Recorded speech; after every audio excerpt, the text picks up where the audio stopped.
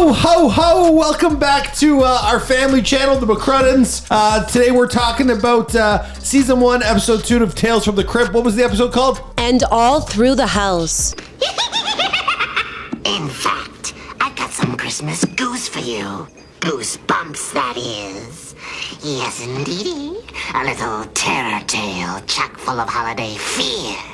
I mean, cheer, of course. Sorry, my voice is kind of... Kara's been bedridden. She's been sick all week. But she's back together today, and we watched this over the holidays. Now, we're hoping we get this video up for you guys before Christmas 2022. Yeah. We don't know if we will. But still, the holidays, it's still before the end of the year. And this is an episode you really wanted to watch because it got you in the Christmas spirit. I wouldn't say it got me in the Christmas spirit, kind of. I like this episode. I wanted to watch it because it just so happened to be at the perfect time, like around Christmas. And I'll watch anything Christmas. And I love scary and Christmas mixed together, if it's done right. We watched Krampus as well, and there was a lot of similarities between this and that. Krampus is like low-key one of my favorite holiday movies. It's such a weird one, but...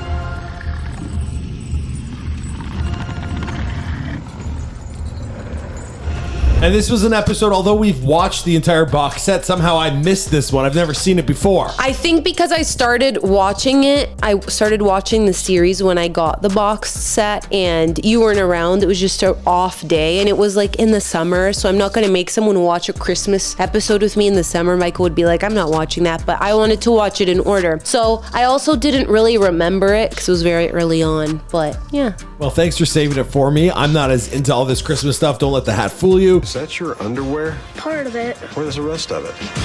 Actually, I don't want to know. But Kara is, she eats all this stuff up. I've watched way too many Hallmark movies this past week that made him watch some bad ones for a lifetime. Oh my God, they're so cheesy. Anyway, this episode was great though, and much better to me than the first one that we reviewed previously on this channel. So let's just jump into it.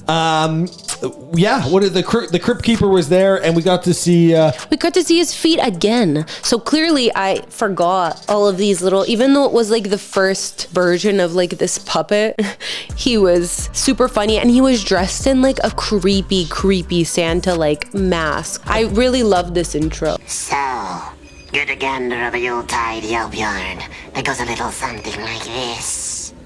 'Twas the night before Christmas, and all through the house. I thought it was really strange that they actually covered his face with a Santa face. Seeing as he's a new character, just getting to know the audience, they would actually cover him like that. It was only for a bit, but I agree with what you're saying. It was very creepy though. It was a very creepy looking Santa, I have to say. I really liked that intro. And I definitely liked how this episode, it kind of just jumped right into the action right away, opposed to like the first episode was like slow and kind of like a slow burn. This just goes right into the gore. And there was actors there that even today that we recognized. I wrote down some names. We later meet Santa, who was played by Larry Drake. The guy that the wife kills pretty early on in the episode. I didn't catch his name, but I recognized him. And then the lead actress was Marshall Bell. I've seen her though.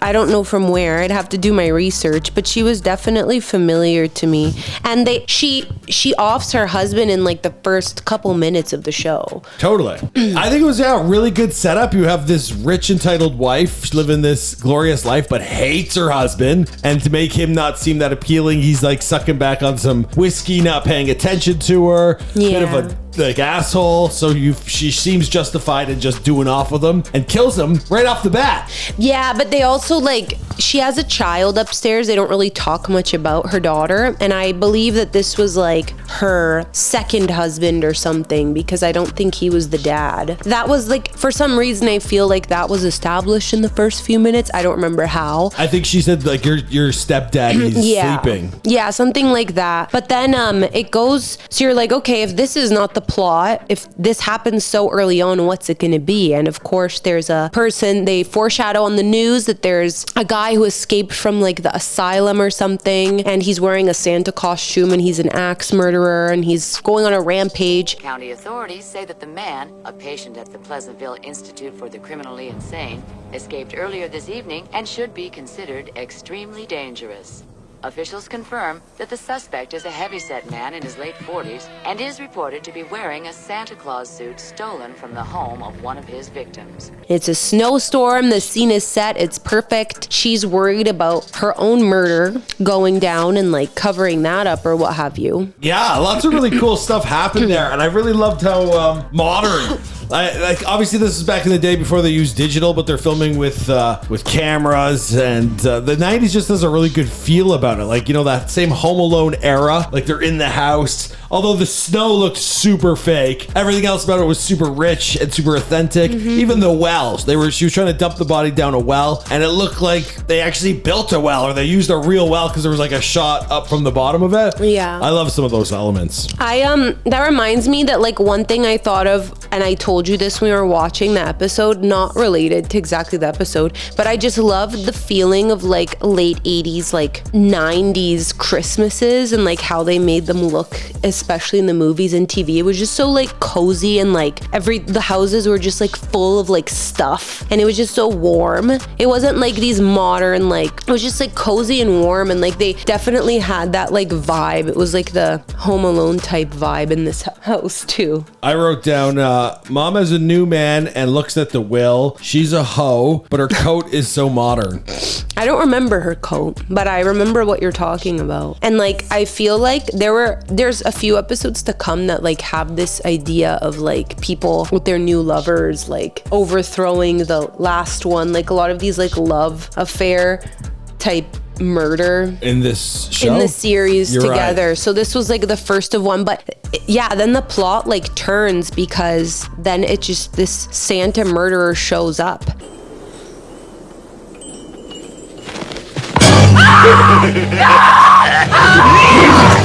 And it just becomes this like chase basically of this woman in the house. She's fighting off with this crazy man who's super scary. I think he's my favorite part of the episode. I think he's great as horrifying Santa. Like whatever like makeup they put on him and those teeth, he's just scary. Yeah, it's more of a monster than a psycho guy. Now, you made a good comment while we were watching this. She had one dead body, and she had put him with the fire thing in his head, and the body was on the floor. But then all of a sudden this axe murderer showed up. She had the perfect alibi to blame it on Santa, and then that became part of the show where she actually thought that as a character and tried to axe him in the head, which she got away with and left the axe there. But then the killer came and found the axe, and the body was missing. Am I correct? Yeah, so that is what happened. It like sets it up to be perfectly like that.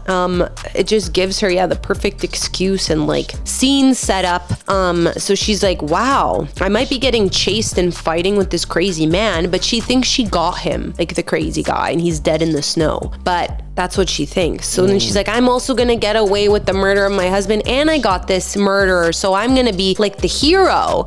And like he also killed my man. And then she calls the cops and whatnot and sets it up that way. But then after a little bit of time passes, she's worrying about her own stuff, like making it seem legitimate that she didn't kill her husband. Then she looks and takes a glance out the window at one point, and that body of the crazy Santa is gone. So he's still alive and he's still kicking. It's like in those horror movies when like Michael Myers he's not dead. We're calling everyone in your immediate vicinity about the individual who escaped from the mental hospital tonight. Huh?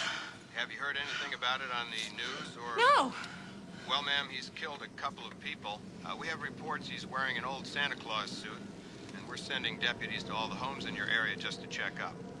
Okay, the only part of the episode, I thought it was a great episode, fantastic, way better than the first one just because so much action. But the one flaw I will have is the part she gets locked in the closet, then she sees him through the closet and she's got a gun in her hand. Now, she's screaming that, oh my God, he's going up the ladder to my daughter. Also, whoever played this young girl was fantastic. She was like, come Santa, the thing that was really cute. But she had a gun and he was out the window. She could have shot and killed him right there. She did not. She just acted like, every woman in a horror movie, running up the stairs rather than running down them. Regardless, he gets up there with the daughter and somehow gets into the house. Was that how it went? Yeah, so basically this is like nearing the end. The whole episode was like a creepy chase and all of this, and all of it happens pretty quickly, but it's done in a good time period. But yeah, I feel like with that scene, I agree with you, but also like we don't know that this woman like used a gun before, so like she could be like in shock, and like maybe she's not as smart as she seems to pull the trigger. That who knows. I also don't know how Santa made it from the top of that ladder into the window. It didn't seem like that was physically possible, but magically I didn't notice that. Yeah, no, that's fine. Maybe you're right.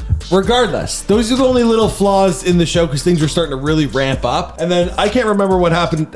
He was with the daughter in the house, or he was at the bottom of the stairs. Yeah, so she when she does get out of this closet, Santa's already down there holding the daughter hostage, and or the daughter thinks that it's Santa, and she's like, oh. The kid let Santa into the front door. I made notes. Oh, okay.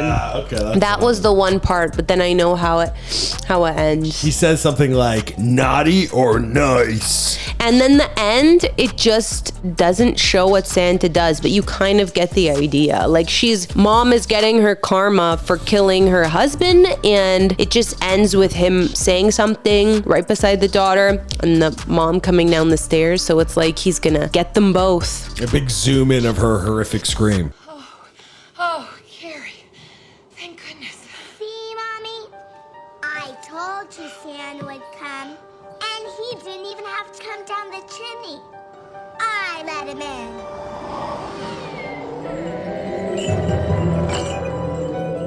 No!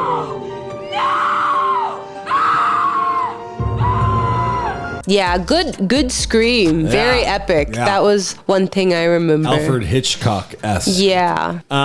So fantastic episode. It wraps up with the Crypt Keeper no longer dressed as Santa. We got to see his legs one last time. And Carol was delighted. There was a lot of elements in here. The quintessential episode, in my opinion, of what you love. It was great. Christmas, horror, puppets, monsters. I love puppets. Yeah. It was great. My favorite part, I think, was Santa. His creepiness. I think it was a great, scary Santa. But so now we have to rate the episode. Last time, what did I we gave it a poopy rating. Yeah, that's good. At least we're honest. I would rate this one a 5.5 or a 6. Out of 10? Yeah. Oh, you're a stickler.